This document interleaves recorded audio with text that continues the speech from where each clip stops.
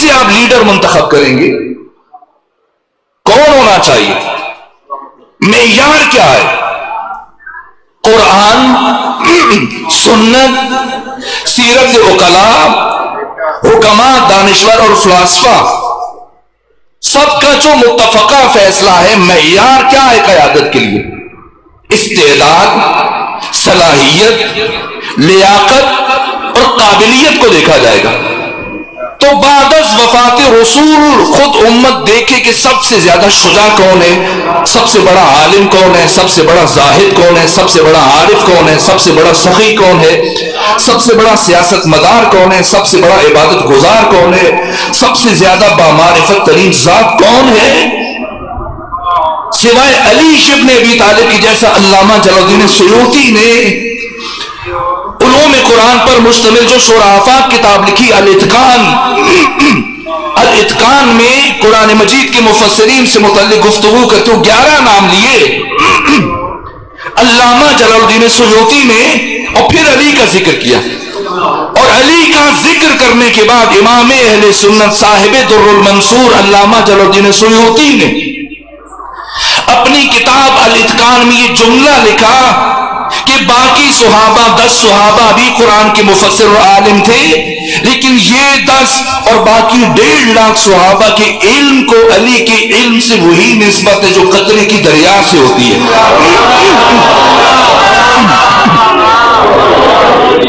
اس لیے آج کا طالب علم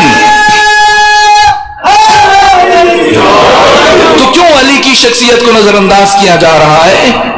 اس لیے کہ جب طالب علم پہلی جماعت میں، دوسری جماعت میں، اکیڈمک ایج میں، ابتدائی تعلیم میں، تیسری چوتھی جماعت میں مسلسل پڑھے گا کہ جنگ بدر کا فاتح علی ہے، خندق کا فاتح علی، خیبر کا فاتح علی، حنین کا فاتح علی، غزوہ ذات السلاسل کا فاتح علی، غزوہ بنو قریظہ کا فاتح علی، حنین کا فاتح علی، فتح مکہ کا فاتح علی، بت توڑنے والے علی، شب ہجرت سونے والے علی، مباہلہ میں علی، پیغمبر گرامی اسلام کے ہر مرحلے میں مدد کرنے والے علی، دعوت ذوالعشیرہ میں علی، پیغمبر کے داماد علی۔ ہر مرحلے پر جب وہ علی کا نام سنے گا تو پھر سوچے گا کہ اسلام کی وہ ہستی کہ جو ہر میدان میں سب سے پہلے، سب سے اول، سب سے آگے ہے، اسے نظر انداز کر کے انہیں کیوں مسلط کیا گیا کہ جو دین کے مسائل اپنی بیٹیوں سے پوچھ کر حکومت چلانے کی کوشش کر رہے ہیں۔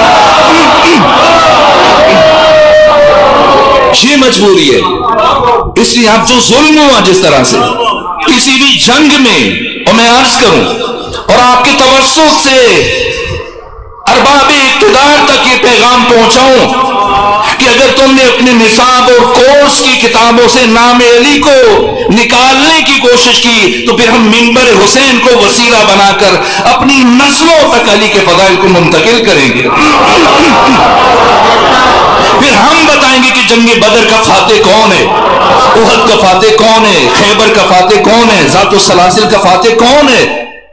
اور ہم پوری اسلامی دنیا کے مفکرین، دانشوروں سے، سیرت نگاروں سے، محدثین سے، روات سے، مورخین سے سوال کرتے ہیں کہ ہمیں مل کر کوئی ایک ایسی جنگ بتائیے کہ جو وجود مبارک علی ابن ابی طالب علیہ السلام کے بغیر فتح ہو گئی۔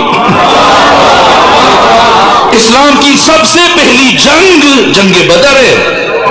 جنگ بدر میں مسلمانوں کی کل تعداد 313 ہے، جن میں سے 77 مہاجر ہیں، باقی سارے انصار ہیں، اور مسلمانوں کے پاس چند ایک گھوڑے ہیں، 1 سے 2 گھوڑے ہیں، چند زیریں اور چند تلواریں، اور کفار پوری طرح سے جنگ سے لیس اس طرح سے کہ ان کے پاس 300 گھوڑے، 700 اونٹ۔ اور جب پہلی مرتبہ خود سے کئی گنا زیادہ لشکر کو دیکھا، مسلمان قرآن بیان کر رہا ہے، میں کوئی حدیث بیان نہیں کر رہا کوئی کہ یہ تو معتبر نہیں ہے، ضعیف ہے، راوی ثقہ نہیں ہے، عادل نہیں ہے۔ قرآن فرما رہے کہ وَيُجَادِلُونَكَ فِي الْحَقِّ بَعْدَمَا تَبَيَّنَ كَأَنَّمَا يُسَاقُونَ إِلَى الْمَوْتِ وَهُمْ يَنْظُرُونَ، کہ جنگ بدر میں امر حق کے ظاہر ہو جانے کے باوجود ایک گروہ ایسا تھا کہ اے رسول وہ آپ کے ساتھ جھگڑتے ہوئے چل رہا تھا، گویا اسے زبردستی موت کی طرف دھکیلا جا رہا ہے، اور دشمن کے لشکر کو دیکھ کر اس درجہ خائف تھے کہ مستشرقین، اسلام شناس، غیر مسلموں نے بھی جو تاریخ لکھی یہاں تک کہ خود جارج جرداق نے اپنی تاریخی کتاب صوت العدالت الانسانیہ لکھی، کہا کہ جنگ بدر کی فتح کا واحد اور واحد سبب علی علیہ السلام کی شجاعت اور بہادری ہے۔ اور یہ جملہ لکھا کہ علی ابن ابی طالب موت سے اس درجہ بے خوف تھے اور اتنے شجاع تھے کہ جب علی ابن ابی طالب جنگ بدر میں آئے تو آپ کے سینے کے اوپر تو زرہ تھی لیکن آپ کی پشت پر زرہ موجود نہیں تھی۔ اور جنگ کے اختتام پر علی سے پوچھا گیا کیا بات ہے کہ آپ نے سینے پر تو زرہ پہن رکھی تھی لیکن اپنی پشت پر زرہ نہیں پہن رکھی تھی؟ تو علی ابن ابی طالب نے مسکرا کر جواب دیا کہ علی سینے پر تو زرہ اس لیے پہنتا ہے کہ دشمن کے سامنے سے آنے وار کو علی روک سکے، لیکن علی پشت پر زرہ اس لیے نہیں پہنتا کہ علی کبھی بھی میدان جنگ میں بھاگنے کے ارادے سے تو آتا نہیں۔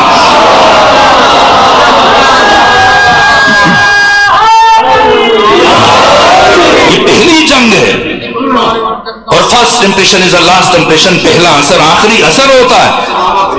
کفار کے لشکر میں سے 3 بڑی شجاع شخصیتیں آئی مقابلے میں۔ سب سے پہلے عتبہ بن ربیعہ جو امیر شام کا نانا تھا، دوسرا شیبہ بن ربیعہ جو عتبہ بن ربیعہ کا چھوٹا بھائی تھا، اور تیسرا ولید بن عتبہ جو امیر شام کا ماموں تھا۔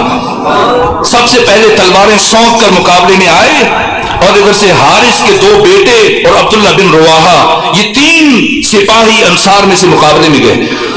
جب یہ گئے تو عتبہ نے کیا کہا کہ کون ہو؟ کہ ہمارا تعلق انصار سے، کہ جاؤ واپس، ہم کل کے عزت داروں کو نہیں جانتے، ہمارے مقابلے میں وہ آئیں جو خاندانی شرافت اور خاندانی نجابت کے پیروکار ہوں، علمبردار ہوں، ہم تمہیں اس لائق نہیں سمجھتے کہ تمہارے اوپر تلوار اٹھا سکیں۔ یہ واپس چلے گئے اور پیغمبر نے اپنے چچا جناب عبیدہ بن حارث جن کی عمر 70 سال تھی اور اپنے دوسرے چچا جناب حمزہ کو اور علی ابن ابی طالب ان 3 شخصیتوں کو روانہ کیا، عتبہ کے مقابلے میں عبیدہ کو، شیبہ کے مقابلے میں حمزہ کو، ولید کے مقابلے میں علی ابن ابی طالب علیہ السلام کو۔ اور ان 3 میں سے سب سے پہلے چشم زدن میں جبکہ ابھی ولید تیاری کر رہا تھا حملہ کرنے کی، علی ابن ابی طالب نے ایسا اچکتا ہوا وار کیا کہ اسے ہمیشہ کے لیے موت کی نیند سلا دیا ہو، اور ایسے مہارت سے وار کیا کہ اس کا کٹا ہوا سر اس کے باپ کی گود میں جا کے گرا۔ اور دوسری طرف مسلمانوں نے آواز بلند کی، علی شیبہ آپ کے چچا حمزہ کے اوپر مسلط ہو رہا ہے، ان کو شہید کر دے گا۔ اور مولا متقیہ نے مڑ کر دیکھا، دونوں کی تلواریں کند ہو چکی تھی، آپ کی ڈھال اور سپر دونوں کی ٹکڑے ٹکڑے ہو چکی تھی، اور اب وہ چھائے جا رہا تھا جناب حمزہ پر۔ علی نے آگے بڑھ کر شیبہ کا کام تمام کیا، اور تیسری طرف پیغمبر نے آواز بلند کی، علی جناب عبیدہ میرے چچا زخمی ہیں، ان کی نصرت کے لیے آگے بڑھیں، ان کی ٹانگ کٹ چکی تھی اور یہ سارا رام کا جو گودا تھا وہ باہر آ رہا تھا، اور شہادت کے قریب تھے۔ حمزہ اور علی دونوں پلٹے، لیکن سب سے پہلے وار علی ابن ابی طالب علیہ السلام نے کیا اور اسے لمحوں میں حرف غلط کی طرح سے مٹا دیا۔ ان 3 کے بعد امیر شام کا بڑا بھائی حنظلہ آیا میدان میں۔ کس نے قتل کیا؟ علی نے۔ اور اس جنگ میں بڑے بڑے سورما آتے رہے، تسلسل کے ساتھ مارے جاتے رہے ایک ایک کر، جہاں تک کہ ابو جہل اسی جنگ میں مارا گیا، حارث بن حشام اسی ابو جہل کا چھوٹا بھائی اسی جنگ میں مارا گیا۔ اور جب کفار نے دیکھا کہ جو اکیلے علی کے مقابلے میں جا رہا ہے، قتل ہو رہا ہے، اب کا سب مل کے حملہ کریں گے۔ جب سب مل کے حملہ کیا، سب نے، سب سے آگے کون تھا؟ علی۔ کل 70 افراد قتل ہوئے کفار کے، 70 میں سے 35 کو تنہا علی ابن ابی طالب نے مارا ہے۔ ہاں، جو وزیر تعلیم ہے اس نے ایک ذمہ دار عالم سے جو ہمارے عزیز تھے، انہوں نے خود مجھے یہ بات بتائی، ہمارے جو بزرگوار عالم تھے، ذمہ دار شخصیت ہے، انہوں نے کہا جناب چغتائی صاحبہ یہ لکھیے کہ جنگ بدر میں علی کے ہاتھ سے 35 مرے ہیں۔ کہ ہم نہیں لکھیں گے، نہیں لکھیں گے ہم نصاب کی کتاب میں۔ کہ کیوں نہیں لکھیں گے؟ کیا تاریخوں میں نہیں ہے؟ اسطر الغابہ میں دیکھ لیں، مروج الذہب میں دیکھ لیں، ابن خلدون میں دیکھ لیں، طبری میں دیکھ لیں، تاریخ بغدادی میں دیکھ لیں، تاریخ مدینہ و دمشق میں دیکھ لیجئے، البدایہ والنہایہ میں دیکھ لیجئے، تاریخ کامل میں دیکھ لیں، سب میں لکھا ہے کہ علی کے ہاتھ سے 35 مارے گئے۔ تو لکھیے۔ تو ہم نہیں لکھ سکتے۔ کہ کیوں نہیں لکھ سکتے؟ کہ پھر ہمارے بچے سوال کریں گے اگر 35 کو علی نے مارا تو باقی کیا کر رہے تھے وہاں پر؟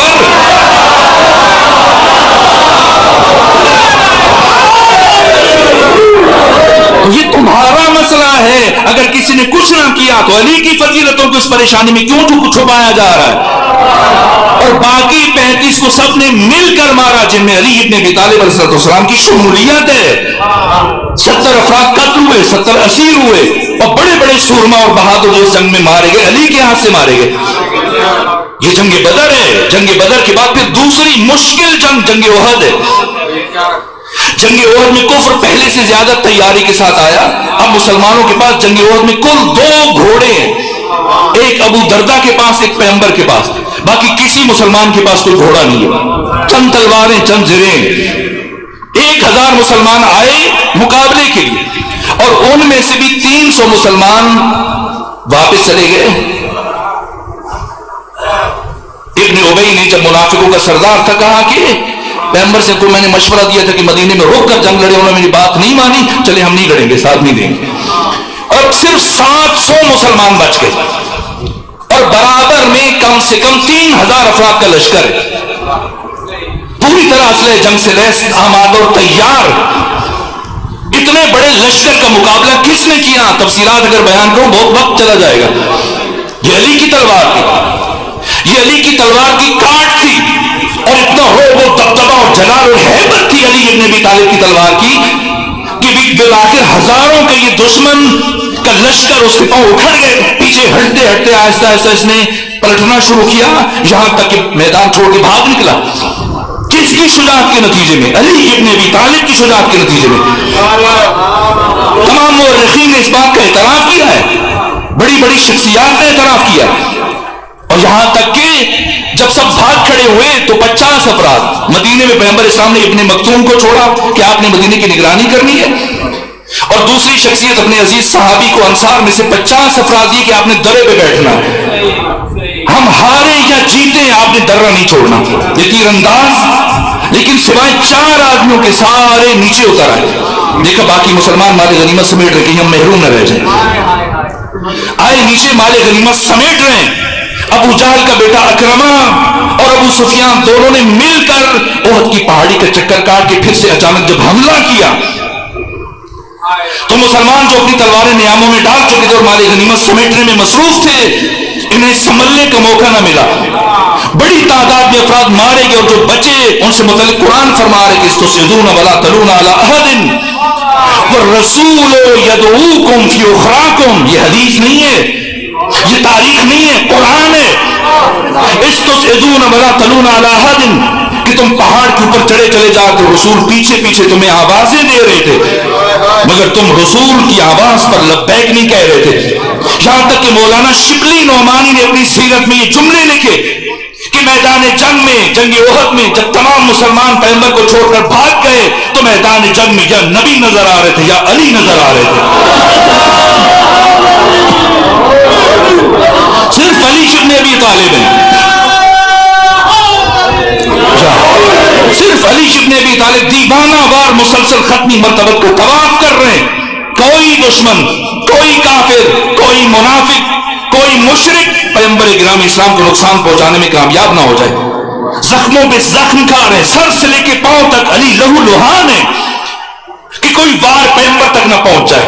اور برابر یہاں تک کہ شاہ عبد الحق محدث دہلوی نے لکھا کہ جنگ احد میں جب چاروں طرف سے کفار سمٹ کر آگے بڑھے کہ محمد اکیلے ہیں، ان کا کام تمام کر دو تاکہ ہمیشہ کے لیے اسلام ختم ہو جائے، تو پیغمبر نے، یہ شاہ عبد الحق محدث دہلوی کے الفاظ ہیں، اپنی کتاب میں لکھا جیسے ہی سارے کافر ہزاروں کی تعداد میں پیغمبر کی طرف امڑ کر آئے، فرمایا یا علی مرا از این جماعت نگہدار، یا علی مرا از این جماعت نگہدار، حق کے نصرت را بجا آور کہ وقت نصرت است. اے علی کافروں کی اس جماعت سے مجھے بچا، آج کے دن اپنی مدد کا حق ادا کر دے کہ آج کے دن تیری مدد کی ضرورت ہے.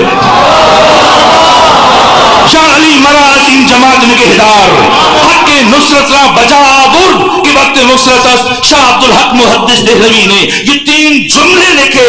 اگر ان 3 جملے کا ہم خلاصہ کریں ایک جملے میں تو جنگ احد میں پیغمبر نے یہی تو فرمایا نا، یا علی مدد. تو علی سے سے مدد مانگنا بدعت نہیں ہے، سنت مصطفیٰ ہے۔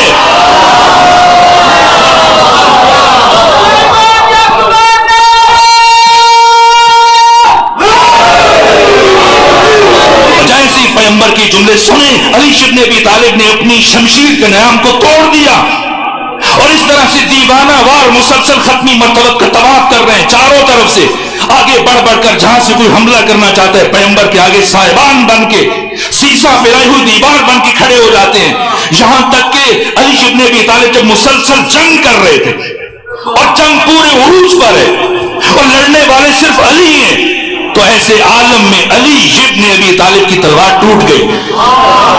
مجھے بتائیے، دنیا کا بڑے سے بڑا شجاع، دنیا کا بڑے سے بڑا بہادر، اگر میدان جنگ میں اس کا اسلحہ خراب ہو جائے کیا کرے گا؟ ہمت ٹوٹ جائے گی، حوصلہ جواب دے جائے گا اور خود کو دشمن کے حوالے کر دے گا۔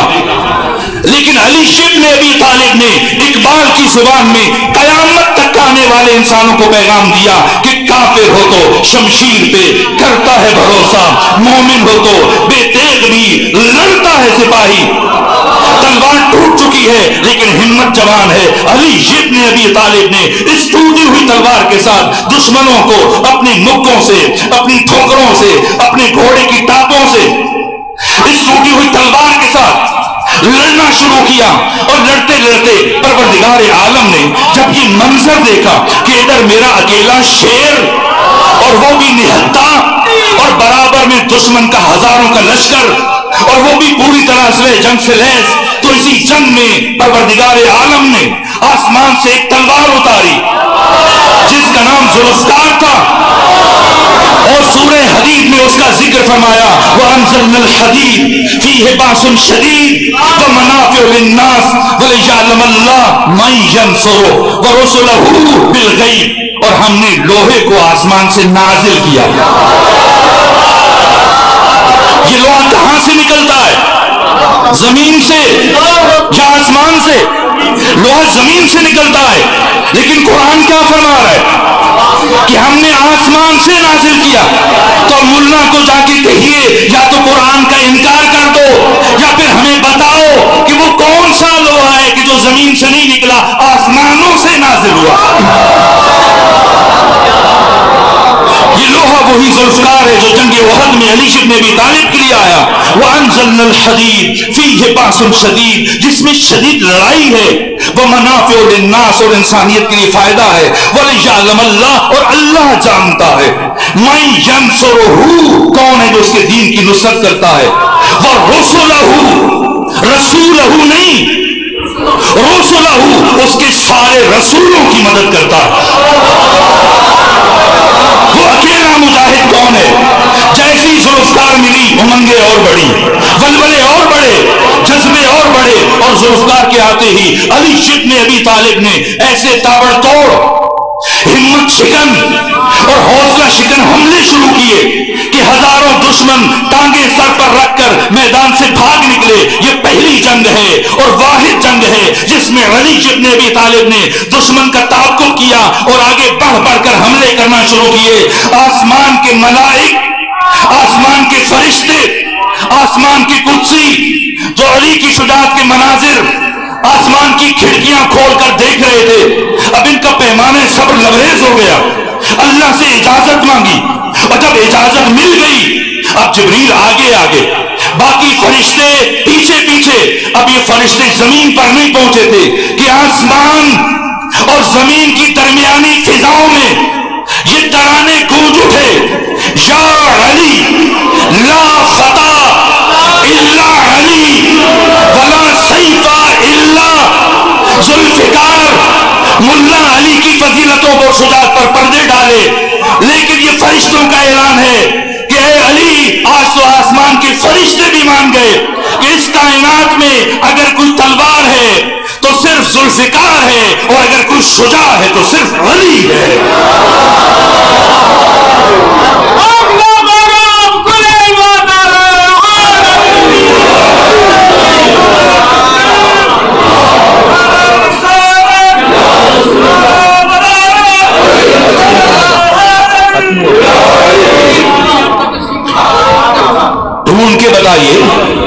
اسلام کی ایسی کون سی جنگ ہے؟ یہ بدر ہے، پھر احد ہے، اور پھر خندق، جنگ خندق۔ 10,000 کا لشکر آیا پوری تیاری کے ساتھ، یہود اور مشرکین اور کفار سب مل کر 2 سالوں کی مسلسل تیاری کے بعد جب آئے اور آگے ختمی مطلب نے خندق کھدوائی۔ ایک طرف نخلستان تھا، ایک طرف پہاڑ تھے، پیچھے آبادی تھی، آگے 5.5 میل کا ایریا پیغمبر نے وہاں خندق کھدوائی۔ کتنی چوڑی خندق؟ 5 گز چوڑی، 5 گز گہری، 5.5 کلومیٹر لمبی خندق، اور اس کے اوپر 8 چوکیاں قائم کی، ایک مہاجر ایک انصار، اور مہاجر اور انصار کے ساتھ پیغمبر نے ہر مہاجر انصار کے ساتھ 40 افراد مہاجرین میں سے، 40 افراد انصار میں سے ہر چوکی پر کھڑے کیے، اور 8 چوکیوں پر یہ کیفیت ہے کہ اتنی گہری خندق عبور کر کے نہیں آ پائے گا، اور اگر آ بھی گیا تو یہ سنباری کریں گے، تیر چلائیں گے، پتھر ماریں گے، نہیں آ پائے گا، نہیں آ پائے گا۔ لیکن میرے ایک ہندوستانی دوست ہیں ایران میں، ہم ایک ساتھ پڑھا کرتے تھے، تو ایسی ایک مرتبہ جنگ خندق کی بات آئی تو کہا کہ آپ یہ سمجھتے ہیں کہ پیغمبر نے جنگ خندق کفار کے لیے کھدوائی تھی؟ تو ہم نے کہا اور کیا وجہ ہو سکتی ہے، اور کیا وجہ ہو سکتی ہے؟ انہیں کے لیے کھدوائی، ظاہر ہے کہ اتنا بڑا لشکر تھا تو مقابلے کے لیے مسلمانوں کی تعداد بہت کم تھی، تو کہا وہ تو علی موجود تھے۔ کنز العمال میں علی متقی ہندی نے، اہل سنت کے مایاناز عالم ہیں، ساری احادیث کی کتابوں کا انہوں نے خلاصہ کیا کنز العمال کی 8ویں جلد میں، یہ حدیث بیان کی پیغمبر سے کہ اگر ساری دنیا ایکا کر کے ایک طرف ہو جائے اور علی دوسرے مقابلے میں، تو ساری دنیا مل کر بھی علی کو زیر نہیں کر سکتی۔ تو کہا جب ساری دنیا نہیں کر سکتی، 10,000 افراد ہو جائیں تو علی کا کیسے مقابلہ کریں گے؟ تو پھر خندق کیوں کھدوائی؟ تو ہم نے کہا آپ بتا دیجیے۔ کہا پیغمبر نے یہ خندق دشمنوں کے لیے نہیں کھدوائی تھی، اپنوں کے لیے کھدوائی تھی، اس لیے کہ جنگ احد میں دیکھ چکے تھے کہ اگر خندق نہ کھدوائی کہیں پھر سے بھاگ کے نہ چلے جائیں، لیکن جس مقصد کے لیے کھدوائی، 10,000 کا لشکر جب آئے، سلمان فارسی کے مشورے سے خندق کھدوائی گئی، 10,000 کا لشکر پہنچا گرجتا ہوا، چمکتا ہوا کہ ہم اسلام کو ہمیشہ کے لیے صفحہ ہستی سے مٹا دیں گے، لیکن آگے دیکھا خندق کیسے عبور کریں۔ 27 دن تک جنگ خندق کے باہر پڑاؤ ڈالا، ہر رات 10 اونٹ ذبح کیے جا رہے ہیں، کھا رہے ہیں، اور مشکل ہو رہی ہے نا، کب تک رہتے یہاں پر؟ 27 دن گزر گئے، تو آہستہ آہستہ ان میں یاس اور نومیدی اور پریشانی شروع ہو گئی، یہاں تک کہ انہوں نے میٹنگ کی، اکابرین نے، بڑوں نے، سرداروں نے، جنگ کے ماہرین نے، کچھ کیا جائے تاکہ مسلمانوں کو، یہاں تک کہ 7 بڑے جرنیل اور 7 بڑے شجاع کہ پورے حجاز اور پورے عرب میں ان کا طوطی بولتا تھا۔ سب سے پہلے عامر بن عبدود العامری، جسے فارس سے یلجل کہا جاتا ہے، جو اکیلے 1000 افراد کے ساتھ لڑنے کی صلاحیت رکھتا تھا، عامر بن عبدود۔ اور اس کے بعد اسی کے پائے کا، اس کا بیٹا جو قد و قامت میں قوی الجثہ، اس کے ہم پلہ تھا، حاصل بن عامر بن عبدود العامری۔ تیسرے نمبر پر نوفل بن عبداللہ، چوتھے نمبر پر حبیرہ ابن ابی وہب، 5ویں نمبر پر اکرمہ بن ابو جہل، 6 نمبر پر زرار بن خطاب فہری، اور پھر نوفل بن عبداللہ، یہ منبع بن عثمان، یہ 7 افراد، انہوں نے گھوڑوں کو ایڑ لگائی اور خندق عبور کر دی۔ جب خندق عبور کی 7 افراد نے، سب سے آگے عامر بن عبدود اور خیمہ رسول تک پہنچا اور کیا کہا، اے محمد مصطفیٰ، تو نے ہم سے بچنے کے لیے خندق کھدوائی، لیکن دیکھو ساری رکاوٹوں کو عبور کر کے ہم تم تک پہنچ گئے، اب بھیجو کسی کو مقابلے میں جو مجھے جہنم بھیج دے۔ اور ایسا سکوت ہے، ایسا سناٹا ہے کہ گویا کوئی موجود نہیں ہے۔ اور سید العلماء علامہ علی نقی نکر نے ایک تفصیلی گفتگو کی اور ان کی تحریر دی کہ تاریخ اسلامی میں کچھ سناٹے ایسے ہیں اور کچھ سکوت ایسے ہیں جنہیں صرف علی نے توڑا ہے، علی نے توڑا ہے۔ سکوت ہے جب عامر بن عبدود آیا تو وہ پیغمبر کے قریب ہو کر کام میں مشورہ دے رہے ہیں، اس کے مقابلے میں کسی کو نہ بھیجیے گا. میں نے خود دیکھا کہ ایک کاروان پر 1000 بحری قزاقوں نے حملہ کیا, سب بھاگ گئے, یہ کھڑا رہا اور اس نے اونٹ کو اٹھا کے ڈھال بنایا. اتنا قوی جثہ, کوئی اس کا مقابلہ نہیں کر سکتا. آپ راضی کریں, اسے کچھ جزیہ دیں, کچھ رقم دیں تاکہ سلو ہو جائے. ہم میں سے کوئی اس قابل نہیں ہے. اور ادھر سے آوازیں بلند ہوئی مسلسل, اور جب کہا کہ پھر شور مچایا کہ اگر مجھے کوئی جہنم نہیں بھیج سکتا, میرے ہاتھ سے مار کے جنت چلا جائے. اچھا کوئی آواز نہ آئی. ایک مرتبہ اس نے اپنے نیزے سے خیمے کو چیر دیا اور چیرنے کے بعد آواز بلند کی, اے محمد چیخ چیخ کر میرا گلا خوش ہو گیا. اگر تم میں کوئی مرد نہیں ہے تو تم خود آ جاؤ, خود مقابلہ کر لو. جب اتنی اہانت دیکھی پیغمبر نے, تو وہ جملہ جو پیغمبر نے اپنی 63 سالہ حیات طیبہ میں پہلی اور آخری مرتبہ کہا, اور اگر پیغمبر نے نہ کہا ہوتا میں کبھی عرض نہ کرتا. تاریخوں میں اٹھا کر دیکھیے پیغمبر نے کیا فرمایا. فرمایا من لحاظ القلب, من لحاظ القلب, کون ہے جو اس کتے کا منہ بند کرے. یہاں پاکستان میں ایک دینی جماعت کے قائد نے بات بات پہ گالی دیتے تھے, اور جو بھی وہ بڑے توڑ کے نئی نئی قسم کی گالیاں جو پہلے آپ نے نہیں سنی ہوگی گالیاں دیتے تھے. اور ایک مرتبہ اینکر پرسن نے پوچھا بھیا گالیاں کیوں دیتے ہیں, یہ تو اسلام میں مناسب نہیں ہے, بد اخلاقی ہے, خلق کے خلاف ہے, کیا دشنام ترازی کریں, گالیاں دیں. تو کیا جواب دیا, عذر گناہ بدترس گناہ, خود بدلتے نہیں قرآن کو بدل دیتے. ہوئے کس درجہ حکیمان فقیحان حرم بے توفیق, کیا عذر تراشا کہ جب قرآن گالیاں دیتا ہے, اور جب پیغمبر نے گالی دی, پیغمبر نے کب گالی دی, کہ کیا جنگ خود میں نہیں کہا کہ من حاصل کر. پیغمبر نے بھی تو کتا کہا ہے, اگر ہم کتا کہتے تو کیا حرج ہے.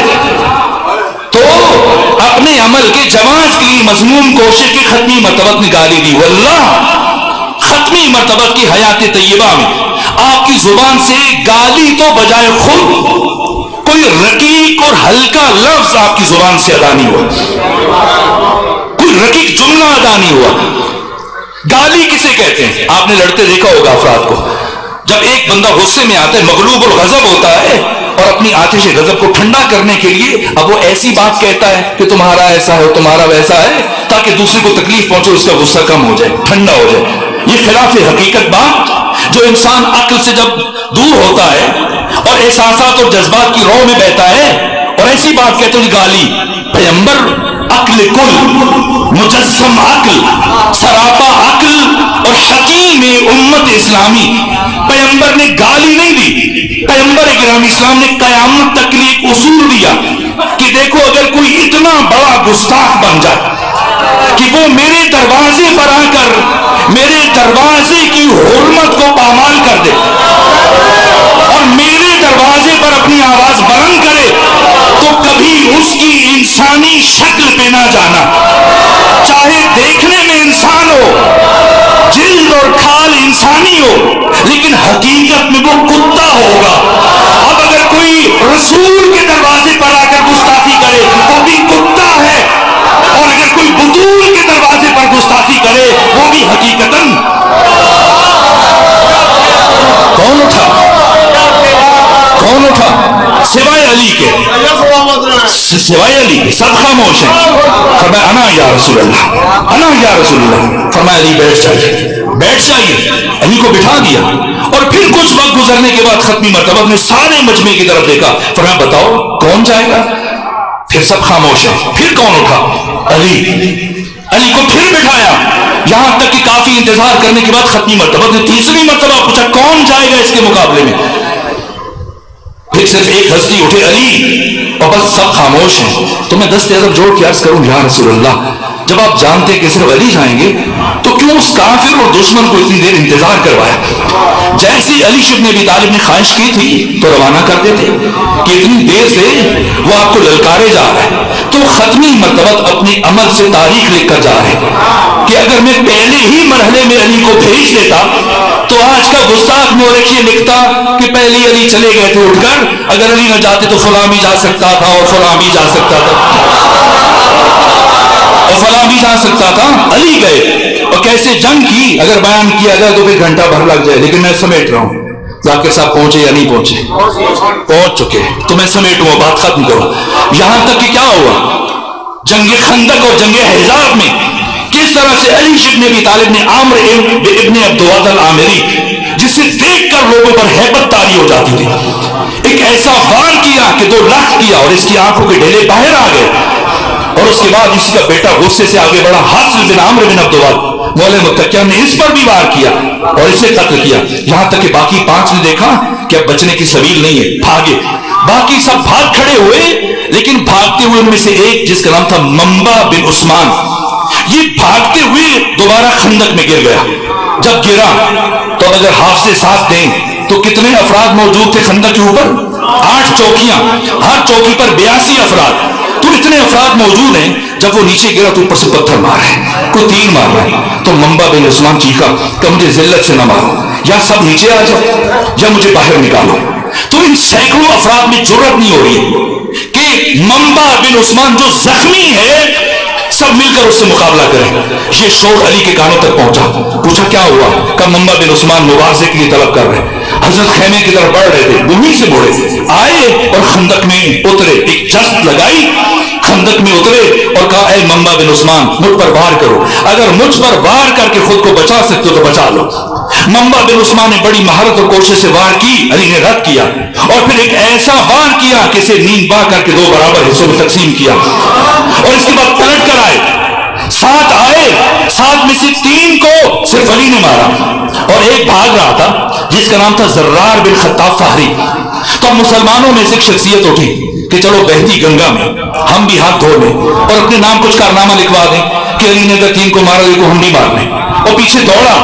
جب پیچھے دوڑا تو دیکھا کہ آگے جو زرار بن خطاب فہری تھا وہ سوچ رہا تھا کہ علی کا یہ اصول نہیں ہے کہ وہ بھاگنے والے کا پیچھا کرے، اس لیے کہ جو بھاگتا ہے وہ علی سے اپنی زندگی کی بھیک مانگتا ہے، اور علی جیسا کریم انسان اور شقی انسان دشمن کو بھی رد نہیں کرتا. تو میرے پیچھے علی تو نہیں آ سکتا، یہ کون ہے جو میرے پیچھے آ رہا ہے؟ صرف یہ دیکھنے کے لیے زرار بن خطاب فہری نے گھوڑے کو موڑا اور جو شخصیت پیچھے تشریف لا رہے تھے جیسے ہی دیکھا کہ یہ تو موڑا ہے، اب جنگ کرے گا، تو گھبراہٹ کے عالم میں گھوڑے کو موڑا اور دوڑا خیمے رسول کی طرف. اور پیچھے سے زرار نے آواز بلند کی اے فلاں، جب تک زندہ ہے میرا احسان یاد رکھنا کہ میری وجہ سے تمہاری جان بچ گئی. تو جنگ احزاب کا فاتح کون ہے؟ علی ہے. اگر علی نہ ہوتے اسلام کی بساط ہمیشہ کے لیے لپٹ جاتی. اور باقی اب کتنی جنگیں بیان کروں، میں دیکھ رہا تھا جو پڑھنے والے آ جائیں تو وہ آ چکے. اور جنگ خیبر بس ختم کر دیا، اشارہ کروں ایک جملے میں. جنگ خیبر مشکل ترین جنگ ہے.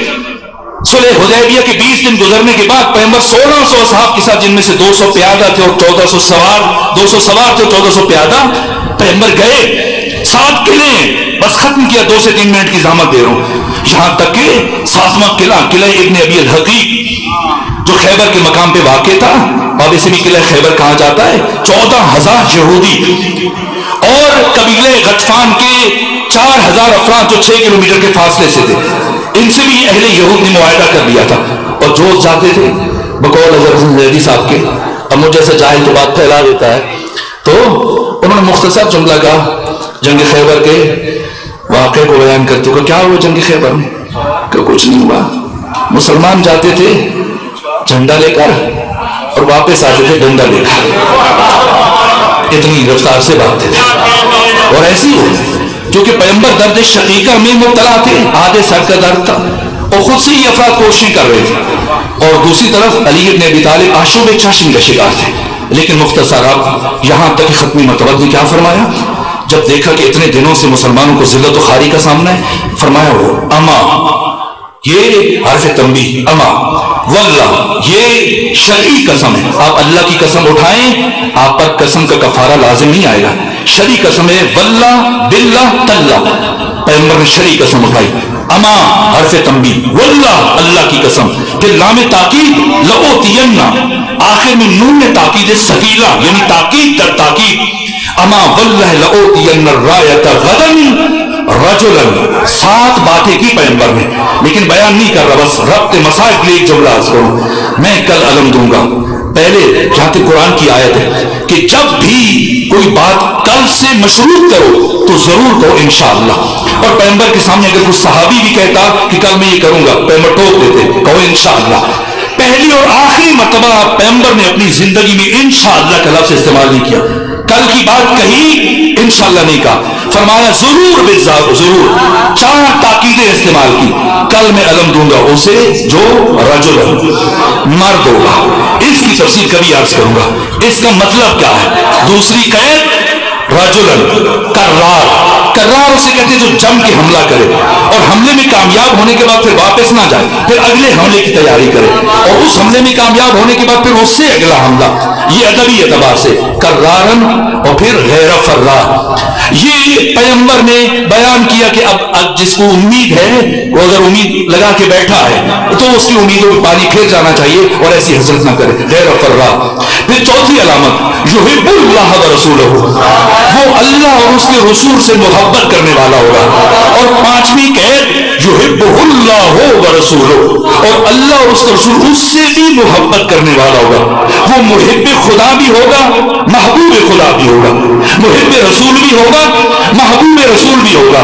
فتح اللہ علی یدیہ، یہ اس الغابہ کے الفاظ ہیں. باقی تمام تاریخوں نے یہ جملے لکھے، یہاں تک کہ بخاری مسلم نے کہا کہ اللہ اس کے دونوں ہاتھوں پر نصرت عطا کرے گا. کیسے جنگ ہوئی کبھی عرض کروں گا، لیکن یہ جنگ خیبر اگر فتح ہوئی صرف اور صرف علی ابن ابی طالب کی تلوار کی شجاعت کے نتیجے میں نے گفتگو ختم کر دی. یہاں تک کہ مولانا ابو العلا مودودی نے لکھا، وہ لکھتے ہیں کہ ام المومنین عائشہ کا بھی یہ جملہ ہے. وہ کہتی ہیں کہ جنگ خیبر سے پہلے ہمیں کبھی پیٹ بھر کر کھجوریں کھانا نصیب نہیں ہوئی تھی. یہ فتح خیبر کے بعد. اور ابو العلا مودودی کے الفاظ ہیں کہ جنگ خیبر کی فتح کے بعد 7ویں ہجری کے شروع میں یہ جنگ فتح ہوئی. جنگ خیبر کی فتح کے بعد اتنا مال غنیمت آیا کہ مسلمانوں کے بچے مدینے کی گلیوں میں سونے کی ڈلیوں سے کھیل رہے تھے.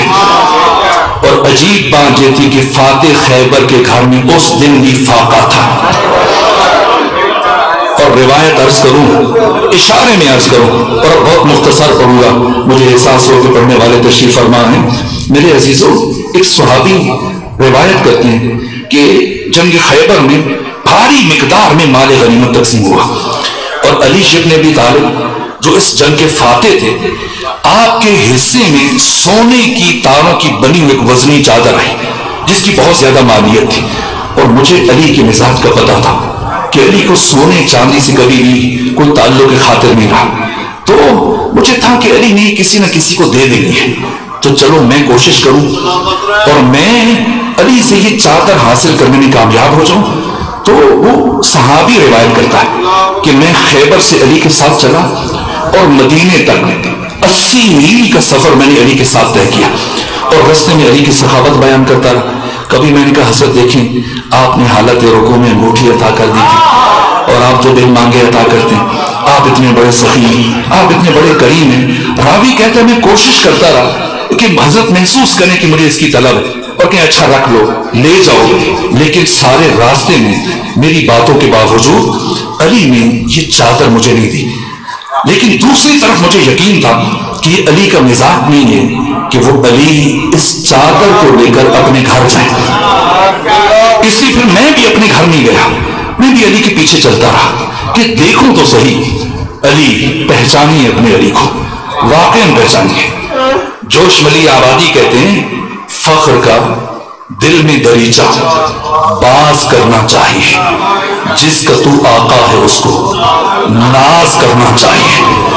فخر کر سکتا ہے بشر جس کا امام علی ہے. کون ہے علی؟ صحابی کہتا ہے گھر نہیں گئے، میں علی کے پیچھے چلتا رہا یہاں تک کہ علی اس گلی میں داخل ہوئے جہاں پر بدر ہو، احد ہو، خندق ہو، بنی نذیر ہو، بنی قریظہ، پچھلی جنگوں میں شہید ہونے والے صحابہ کے یتیم بچوں کی کفالت کے لیے پیغمبر نے ایک صحابی کی ذمہ داری لگا رکھی تھی اور وہ یتیم بچے وہاں اس کی سرپرستی میں زندگی گزار رہے تھے. علی اسی طرف بڑھتے چلے گئے، مجھے کچھ اندازہ ہونے لگا، یہاں تک کہ پھر بھی یقین حاصل کرنے کے لیے میں دروازے کے ساتھ کھڑا ہو گیا. علی نے عبداللہ ابن مسعود کو وہ چادر سونپی اور کہا کہ ان بچوں کے کھانے کا بہتر انتظام کرنا. پھر خالی ہاتھ علی اپنے گھر کی طرف چلے، اور جب گھر پہنچے تو میں باہر رک گیا کہ گھر کے اندر کیا بات ہوگی. دروازے پہ رکا تو میں نے سنا کہ جیسی علی گھر میں داخل ہوئے تو نبی زادی نے علی سے سوال کیا، یا امیر المومنین یہ بہت شور ہے باہر، کیا ہوا جنگ خیبر میں؟ کون جیتا؟ کون ہارا؟ تو کوئی اور ہوتا کہتا کہ میں نے اس طرح سے خیبر کو فتح کیا، قلعہ کموس کو فتح کیا، قلعہ ابن ابی الحقیق کو فتح کیا، ایسے حارث کو قتل کیا، ایسے مرحب کو مارا، ایسے در خیبر اکھاڑا. نہ، یہ علی ہے، کبھی بشر کو اپنی طرف متوجہ نہیں ہونے دیا. کیا جملہ کا، اے علی کائنات تیرے اس جملے پر قربان ہو جائے. بس یہی کہا، اے نبی زادی اللہ کا وعدہ پورا ہو گیا، آپ کے بابا محمد مصطفیٰ سخرو ہو گئے. یہ کہا تلوار فاطمہ زہرا کے ہاتھ میں دی اور اپنا سر سجدے میں رکھ دیا. یہ علی ہے میرے